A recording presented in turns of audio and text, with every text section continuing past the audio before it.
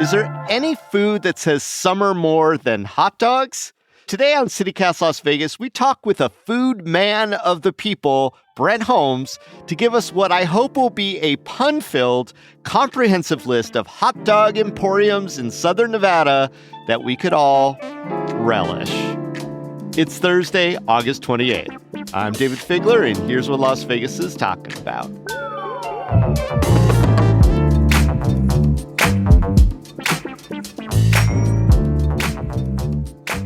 All right, Brent, let's start with the hardest question first. You're a philosopher king who loves his food. Is a hot dog a sandwich?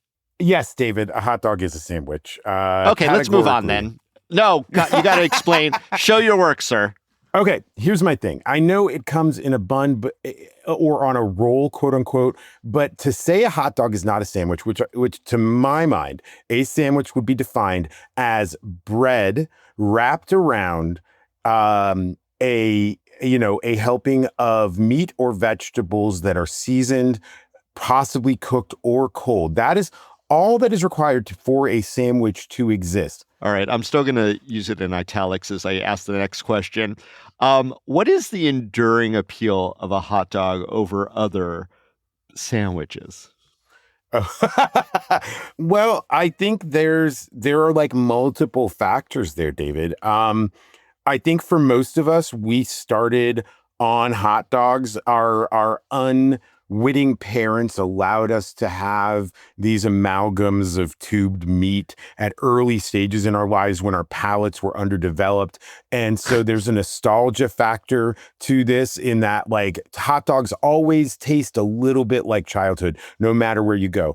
Then there is, of course, the lack of expense and the fact that it is, in fact, a flavor explosion. It is meat on meat on meat on grease on meat on salt, right? Like, that is the party. And I'm doing the math there, and yeah, that's correct. Yeah. All right, so Brent, walk us through your favorite hot dogs around the valley. I mean, what's your favorite hot dog in Las Vegas? I will go to somewhere that's like thoughtfully prepared hot dogs that are kind of a little upscale, like Bulldoggies. They've got Korean fusion hot dogs. They're really wonderful at making a kimchi hot dog, a bulgogi hot dog. These are great flavors. Their price comes in at around $10. They're up on Fort Apache in Sahara. That is high for a hot dog. I agree, but they are fully loaded sandwiches. Okay. Let's start the list there. Not too far from Bulldoggies is Windy City Beefs, which they do a great Chicago-style hot dog, which is going to come on like a poppy seed bun with some sliced tomatoes, some pickles, and some pickled peppers. And that's really that Midwestern Chicago, Illinois classic style hot dog, which is indicative of the whole region. It's a little spicier. It's a little sweeter. You can get it with relish too. I don't like relish. I'm not gonna lie. I've never really understood the sweet relish. I don't understand. Anyway, they do really great, really authentic hot dogs. Like I said, Lake Mead and Buffalo, and they're about $7.25, $7.50 a hot dog with fries, which is a lot more affordable. And you hear Chicago style. I mean, I think that there are other cities associated with a hot dog style per se, and I want to go over those with you. But Chicago seems to be the one that's most prevalent. Like, people are most proud of having Chicago dogs. Chicagoans are just a proud folk, you know what I mean? And you can do as cliche as it is, Nathan's hot dogs are an authentic New York style hot dog stand, and America would not have the popularity of hot dogs were it not for the city of New York. So, big ups. And that's going to be your relish, your onions. And you can get one of those between $5 and $7 usually. Is there a Nathan's stand in Las Vegas? There's one in New York, of course. Of and course. they're going to be a little pricier because they're in a strip casino. But yeah, you can go over to Nathan's, get your standard New York style hot dog. It's kind of a glorious thing too. But and I think my eye has spied, although I never stopped, at a Nathan's in one of the terminals over at Harry Reid Airport. I never want a hot dog before I get on an airplane, but that's just my digestive system. That's a good point. It's up to Up to the individual, but I don't want to be trapped in a plane for more than an hour if I'm digesting that. So spreading from the Midwest, let's here's the thing. The Chicagoans are incredibly proud of their hot dogs, but I think Chicago hot dogs have been consistently beat by the Coney Island dog. And strangely enough, that is not from New York. Those are from Detroit. And we have one official Coney Island dogs franchise from Detroit, Michigan, At the on D. Fremont Street at the D. Yeah. And they're great. They put ground beef, they got raw onions on your hot dog. They have the really nice intestine casings on the hot dog. And I know that doesn't matter to most people or might even gross you out, but to a hot dog connoisseur, the intestine casings come with a little snap when you bite into the dog that differentiates it from almost any other hot dog you're going to get. And that's really special and magical. And I think those dogs are, I think around $8 to $10 the last time I checked. You got to go down to Fremont. So pricey for a hot dog. I mean, I'm thinking of Costco. Sometimes I'll get that urge at Costco if I'm there and we're doing all the shopping and one of us waits in line and the other goes and gets a couple of $2 dogs. Oh, dude, the Costco hot dogs are full on the wiener, right? They are the wiener of wieners. Yeah, come on. It's $1.50. You can't beat the Costco dog. All right. So outside of Costco, what's our next destination in well, you were talking about the Coney Island spot that Derek Stevens, a famous Detroiter, has brought to our community. Yeah, I would say let's take a mild deviation here, David, and just bring up another Korean influenced hot dog trend, which would be the Korean corn dog or potato dog, where they coat a full hot dog in potatoes, deep fry it, cover it with insanity, and anything from hot Cheetos to mayonnaise to just a ton of different sauces. And they're delicious and wonderful. And is a corn dog a hot dog? I don't know, but I don't care. A hot dog is still is it a sandwich? Thing. Is a corn dog a sandwich? A corn dog is not a sandwich. A corn dog is not a sandwich. It is officially not a sandwich. A corn dog is a hot dog in disguise. Basically. Yeah, it's a hot dog with a little extra. It's trying to fool you. The Crunchies hot dogs are great. They're also relatively inexpensive. You can get one that's stuffed with cheese if you're just not eating meat, right? For like $3, which is pretty incredible. Love that. And you can get the big potatoy ones for about $6, for $5.50 or so, and that's a pretty good price for something that, and although what's this not place completely called? filling. Oh, Crunchies, and we got one over in Shanghai Plaza, like on Arville and Spring Mountain, right there.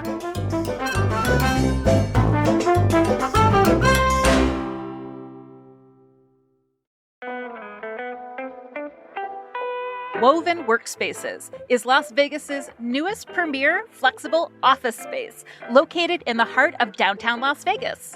Featuring premium co-working spaces, private offices, and a gorgeous shared kitchen with complimentary beverages and snacks.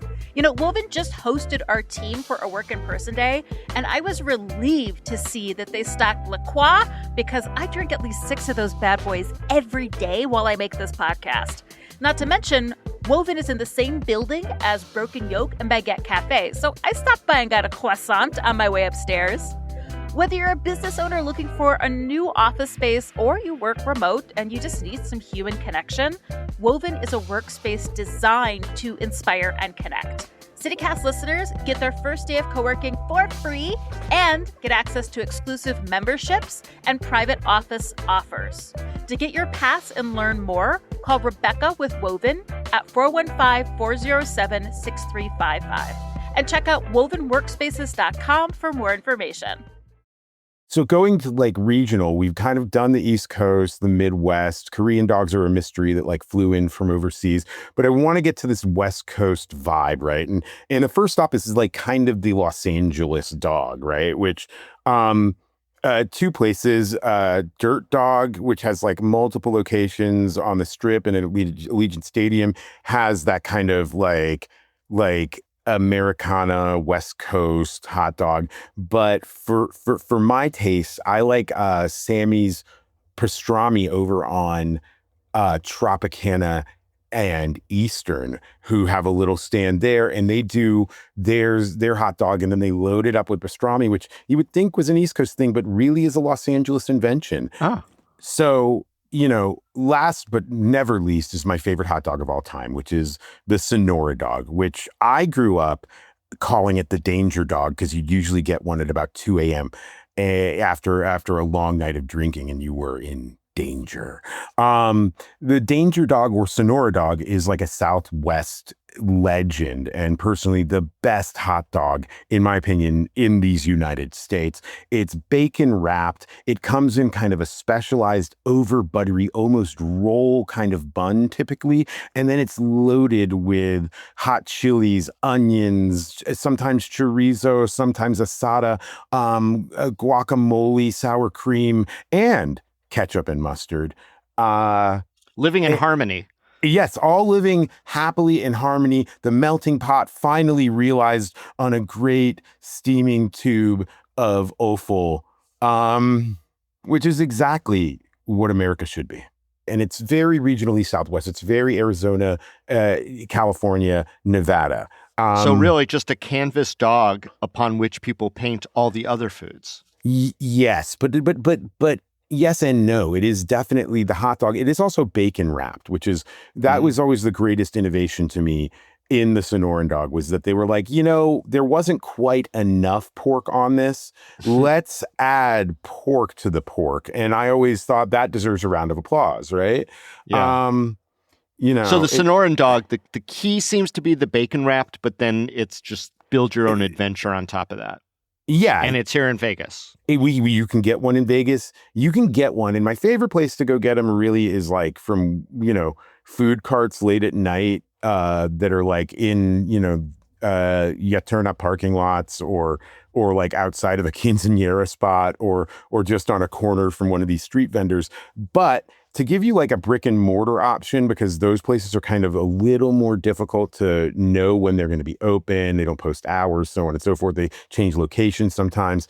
One I'll start with, which is El Jefe Dog over on Trop and Pecos. And they're going to be expensive. They're an expensive loaded hot dog. There's also a place over called LA Street Food, where you can get a different kind of bacon wrapped hot dog. They do the house dog, which is bacon wrapped, and they do an elote dog, which is obviously more of a tribute to more Southwest flavors. And those are going to run you between $9 and $12. Same thing with the El Jefe dog. It's going to be about $10. And if you're looking for a little less, Las Vegas Boulevard and Cary, there's Taco y Hot Dog Sonora. And they've got a Sonora dog for $6.49, that's bacon wrapped, and a chili dog for $8.75. And those are going to be really solid Sonoran dog choices too. So are there carts that you see in a static location that you recommend, or is it worth just the risk? Can I recommend? There is a cart on Nellis and Vegas Drive at a tire shop that does not even have a name written on it, that has been there for years, that I will go to whenever I'm on that side of town and buy one of their dogs. And it is still my favorite hot dog, Sonoran dog, certainly, in Las Vegas. Far away, preferable to almost everything else. And if I got the cross streets wrong, just know this: you can cruise around Nellis. Because who doesn't want to cruise around Vegas Boulevard in Nellis in the middle of the night looking for a hot dog, allegedly? Hey, listen, it takes guts to treat your guts that poorly. But it's a wonder, and the later you eat one of those, the happier you are in those scant moments before you go to bed and then wake up in the morning with a stomach ache. Well, it's always the fun of Vegas before the consequence of Vegas, for sure. Well, let me ask you this: what do you think about hot dogs in bars as sort of like, the snack food while you're drinking your beers or your whiskey or whatever? Rebar comes to mind. That was one of their first food offerings before they went to the bigger menu at Davies. Yeah, but Davies still has the hot dogs on lock, right? Oh, yeah. No, they absolutely do. I love hot dogs on bars. I mean, come on, this is going to like deep cut hot dog heritage. We're talking like sauerkraut and German style hot dogs, right? In beer halls, right? And that's always a thing of beauty. I love those, but I don't go to a lot of bars, David, regrettably, or thankfully, sure. Because the one that I'm thinking of, which is my hot dog go-to, is Berlin, down in the Arts District. They've got so many different variations, and they are loaded, and they're excellent hot dogs. They also have corn dogs. They also do sausage, bratwurst, knotwurst, the whole thing. But you get a nacho dog there. You can get a, what they call a Ninth Island dog with pineapple in it and ghost pepper sauce. So many variations there. It's like, to me, a actual hot dog mecca, but it's divey, it's dirty-ish, it's punky, and the hot dog fits right in. Yeah. I mean, hot dogs and fancy pretzels all day long, and it's like $7, $9, something like that. That is that. I've never spent that much time in Berlin, but I do know they do a good hot dog. I remember that. I also want to give a shout out to Jive Turkey. Their Chicago dog is kind of my fave. I'll go in there and I'll just get that nice little slightly spicy treat, wash it down with a nice beer. To me, that's kind of like, outside of a baseball stadium, it's almost a natural to just, if you're in a bar for, that's not like more elevated food, although Jive Turkey kind of walks that line between elevated and accessible common people food, the common man's food. David, where's Jive Turkey? I've never been to Jive Turkey. Oh my God, I'm turning you on to a great new bar. It is just north of Charleston on Maryland in the old Mahoney's Music Space. Oh, cool. Oh, glad something went down there. Okay. Popular. Right. Yeah, popular too. The kids like it? The kids like it? The kids like it. All right, a real quick rapid fire for you, Brent. Just give me the answer really quick. Ready? Yep. Mustard or ketchup? Mustard.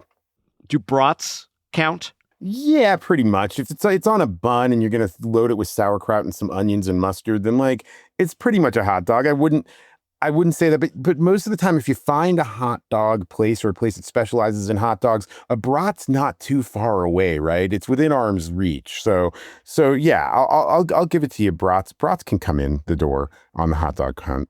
Beef dog or pork dog? A beef, I like the flavor better. I think there's a little more depth of flavor there. The term glizzy, are we in favor of it or against it?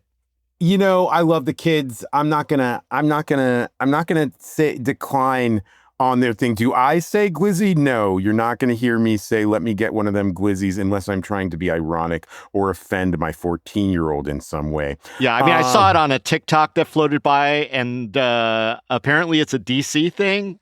I don't understand where it really descends from. But if the kids want to call hot dogs glizzies, that's fine. I respect their choices. Last rapid fire.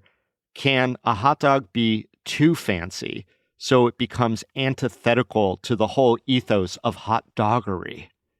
I don't believe that hot dogs have ethical or political or sociological constraints. A hot dog can be as elegant and overdressed as it wants. There's a foie gras hot dog at the Link, at the Hout Doggery, and I have yet to taste it, but I'll go in. I'm perfectly happy seeing two types of diced up preserved meat combined together, despite their clear class disparity. And the same, if you want to put gold leaf and caviar on a hot dog, just make sure it tastes good. I don't really care. I'll walk around the circle at a Aviators game until I see they have so many different hot dog offerings. But when I see something that says beef brisket hot dog, I don't even care. I'm in. Yeah. So yeah, I'll spend the $12 because I'm not too fancy. Well, Brent Holmes has been a hot dog of a time. Hot diggity dog. Thanks for joining us today on CityCast Las Vegas. David, thank you for letting me come on and talk about tubed meat. It's a real pleasure and a point of satisfaction for me. I love that you're on the case. Preferably the case is made out of lamb's intestines. But anyway, Hot dog, hot diggity dog, hot diggity dog. Okay.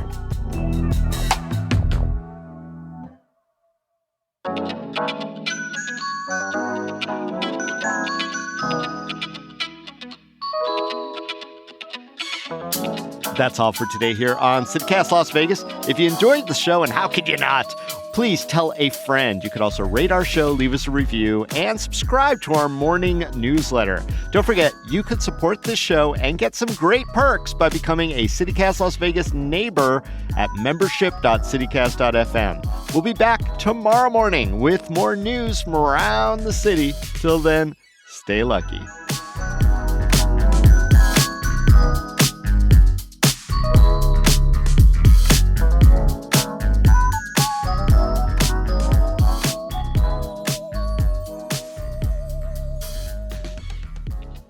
When I was in high school, I worked in a movie theater, actually the Boulevard Twin, if people remember that, over on Maryland Parkway.